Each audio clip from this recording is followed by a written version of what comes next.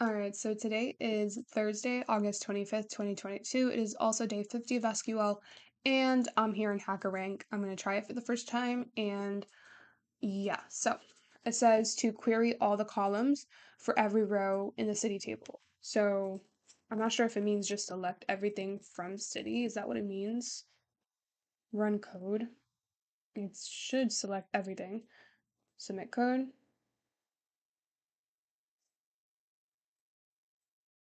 Okay. Oh, okay then. Next, let me just try one more because I was like, okay. Query all columns for a city in city, and so in the table city with the ID, blah blah blah. Okay, so select um name from city where name is not the name where ID is equal to 1661. Run that. And so I don't put quotations because it's an integer. So what is it now? Select name. Oh, it's not the actual person. So is it all columns select everything from city? Anyway, what I was saying is the ID I put as a number because it has a data type number and not under quotations because it's not a varchar, it's not a text. Okay, let me try one more. If one thing I learned from doing any problems is read the directions carefully.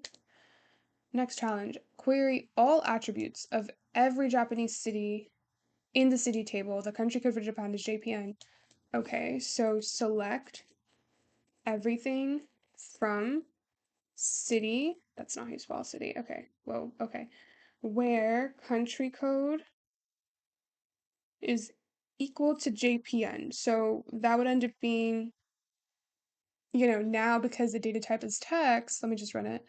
Um, I would put it under quotations because it's like a varchar.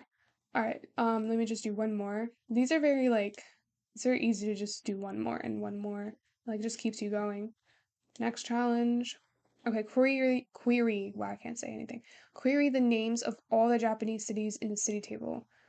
The country code for Japan is JPN. Okay, so what am I doing again? Okay, select name.